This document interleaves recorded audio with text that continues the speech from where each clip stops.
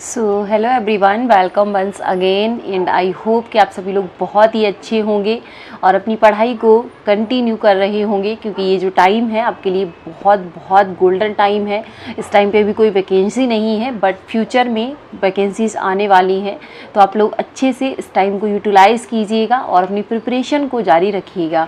तो मेरे पास मेरे व्यूअर्स के कमेंट्स आ रहे थे कि मैम DSSB के लिए हम प्रिपरेशन कहाँ से स्टार्ट करें, बेस्ट बुक क्या हो सकती हैं। तो आज इस वीडियो में हम उस पर बात करेंगे कि आपके लिए बेस्ट बुक क्या हो सकती हैं और कौन से ऐसे यूट्यूब चैनल्स वगैरह हैं जिनसे कि आप अपनी तैयारी स्टार्ट कर सकते हैं। ओके, तक आप कोई बैच नहीं ले रहे हैं या फिर आप चाहते हैं कि स्टार्ट करना, तो आज हम उसी पे बात करेंगे। तो सबसे पहले मैं आपको पैटर्न बता दूं। यहाँ पे जो आपका पेपर होता है 200 नंबर का होता है और इसमें जो है आपकी माइनस मार्किंग भी होती है 0.25 की। अगर मतलब आपका एक क्वेश्चन गलत होता है तो आपका जो है 1.25 मार्क्स जो है उसमें से कट जाएगा। तो इसलिए, और 200 मार्क्स का टोटल होता है। इसमें एक पार्ट ए होता है, दूसरा पार्ट बी होता है। पार्ट ए में आपका Hindi, English, maths, reasoning and GK या जीएस, करंट अफेयर्स, जिसके भी क्वेश्चन उसमें मिक्सिंग आते हैं। और उसके बाद जो है आपका पार्ट बी है, तो पार्ट बी में आपकी पूरी की पूरी पेडागॉजी आती है, अच्छे से डीपली आती है।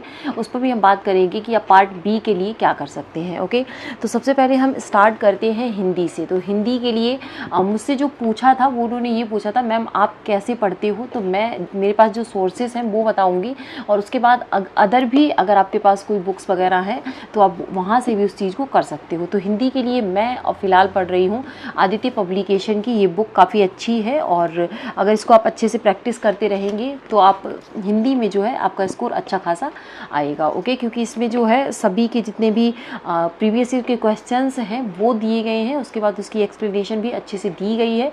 तो ये आपको हिंदी के लिए बहुत अच्छी बुक है। और अगर आपके पास ये नहीं है, आपके पास लूसेंट की कोई जनरल बुक है या फिर आपके पास 10th या 9th की एक बहुत जो उसकी व्याकरण की बुक आती है वो है आपके पास, तो आप उसको भी यहाँ पे यूज कर सकते हो। ओके, उसके बाद हम देखेंगे जीएस के लिए। तो जीएस के लिए, जैसे अगर आप मुझे फॉलो करते हैं, मेरे स्टडी ब्लॉग्स को फॉलो करते हैं, तो आपको पता होगा कि मैं डेली करंट अफेयर्स की क्लास लेती हूँ, जो कि जीएस और स्टैटिक प्लस करंट दोनों से मतलब दोनों होते हैं उसमें। तो उसके लिए मैं आपको सजेस्ट करूँगी, ये तो वार्षिकांक है 2022 का, और करंट अफेयर्स और प्लस स्टैटिक जीके दोनों ही आपको करंट अफेयर्स वगैरह इसमें अच्छे से मिलेगी। स्टैटिक जीके सर डेली का डेली रिवाइज़ कराते हैं, तो वो आप देख सकते हो। और जी देखो, जीएस के लिए मैं आपको एक सोर्स और बताऊंगी, क्योंकि मैंने भी वहाँ से पढ़ा है।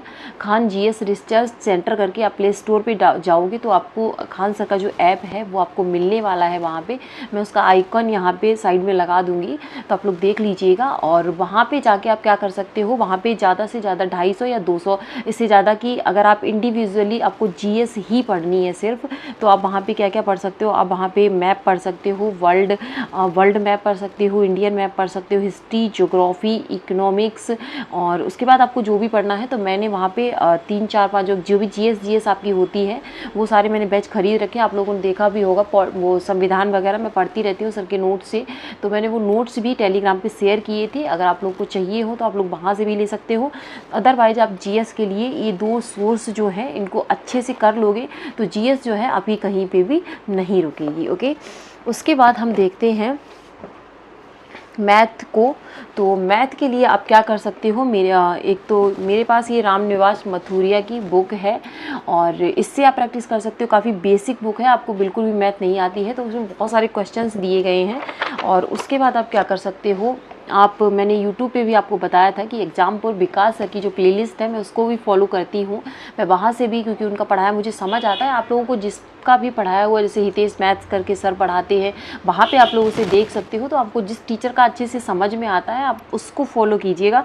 और बुक के लिए आप इसे ले सकते हो, या फिर RS अग्रवाल की बहुत ही फेमस और बहुत ही बेसिक सी बुक है, उसको आप मैथ्स के लिए ले सकते हो। ओके, और उसके बाद आती है बात इंग्लिश की। तो इंग्लिश के लिए मैंने बहुत बार बताया, बहुत बच्चे पूछते भी हैं कि मैम इंग्लिश से आप किससे पढ़ रहे हो, कहाँ पढ़ रहे हो। तो ये है नीतू मैम की बुक है, प्लिंथ टू पैरामाउंट करके है। इसकी बेस बिगेस्ट बात ये है कि अगर आपको हिंदी नहीं भी आती है, मतलब आप बहुत ही अगर आपको इंग्लिश नहीं भी आती है, तो अगर इंग्लिश को भी आप पढ़ना चाहोगे तो इंग्लिश भी इसमें हिंदी में बाकायदा समझा के दी हुई है, शायद आपको दिख रहा होगा।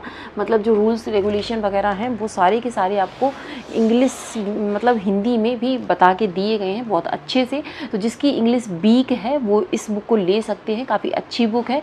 या फिर आप लूसेंट की भी जनरल इंग्लिश करके बुक आती है, वो भी मैंने पढ़ी है, तो आप उसको भी ले सकते हैं। ओके, उसके बाद मैं बात करूँगी क्योंकि रीजनिंग के लिए मेरे पास अभी फ़िलहाल ये SR की बुक है, बहुत पुरानी है, शायद ये अभी आपको नहीं मार्केट में मिलेगी। तो आप RS अग्रवाल की भी आती है, और अदरवाइज़ आप रीजनिंग के लिए आप कोई चैनल भी फॉलो कर सकते हो, आप वहाँ पे डालिएगा रीजनिंग, तो बहुत सारी प्लेलिस्ट आएंगी। आप 1-2 टीचर से पढ़ के देखिएगा, आपको जैसे भी समझ आती है, और रीजनिंग आप वहाँ से कर सकते हो। तो मेरे पास ये बुक है, बट मैं इस बुक से नहीं करूँगी, मैं भी किसी की प्लेलिस्ट से करूँगी, और अभी मैंने स्टार्ट नहीं किया है। तो क्योंकि मेरे पास अभी आपको पता होगा कि टाइम बिल्कुल भी नहीं बच रहा है, मैं मतलब धीरे धीरे मैनेज करूँगी, मैं कोशिश कर रही हूँ, बट अभी एकदम से सारी चीज़ें इधर उधर हुई हैं, तो उनको थोड़ा सा मैनेज करने में मुझे टाइम लग रहा है। ओके, तो अभी मैं रीजनिंग नहीं पढ़ पा रही हूँ क्योंकि मेरे पास टाइम नहीं बच रहा है इनफ। तो आप मतलब इस तरीके से रीजनिंग पढ़ सकते हैं। ओके, अब हम बात करते हैं पार्ट बी के बारे में। तो पार्ट बी के बारे में मैं बता दूँ, ये SK मंगल की बुक है, बट मैं आपको ये बिल्कुल भी रिकमेंड नहीं करूँगी क्योंकि ये इतनी मोटी बुक है और इसमें इतना ज़्यादा डीपली दिया है, बहुत ज़्यादा डीपली दिया है। मतलब एक चीज़ को इतना फैला के दिया है कि आप मतलब समझने में आपको प्रॉब्लम हो जाएगी विदाउट टीचर। ओके, तो आप इसको मत लीजिएगा। और जो पार्ट बी है उसके लिए मैंने आपकी 11th की जो साइकोलॉजी है और 12th की जो साइकोलॉजी की बुक का PDF है वो मैंने टेलीग्राम पे शेयर कर दिया है। यहाँ पे आपको स्क्रीनशॉट लगा हुआ दिख रहा होगा। उसके बाद जो आपका सरोहा पब्लिकेशंस के जो 9000 क्वेश्चंस हैं उनकी भी बुक मैंने यहाँ पे शेयर कर दी है, और मैं बहुत जल्द सरोहा पब्लिकेशन की ये बुक मंगाने वाली हूँ क्योंकि मैंने इसमें अच्छे से देखा है। इसमें जितनी भी प्रीवियस ईयर आपका UP टेट है, C टेट है, DSSB है, और उसके बाद आपका KVS है, NVS है, सारे के सारे प्रीवियस ईयर क्वेश्चंस का कलेक्शन है। बहुत अच्छी बुक है, तो आप लोग भी इसको कैरी कर सकते हो। और इसके बाद मैं जो रोहित वैद्वान सर की बुक है उसके बारे में भी मैं सोच रही हूँ, तो अगर मंगाती हूँ तो मैं आप लोग के साथ रिव्यूज़ का ज़रूर शेयर करूँगी। एंड अगर आप पार्ट बी की जो प्रिपरेशन है वो यूट्यूब से करना चाहते हैं तो मैं उसके लिए भी आपको कुछ सोर्सेज बता देती हूँ।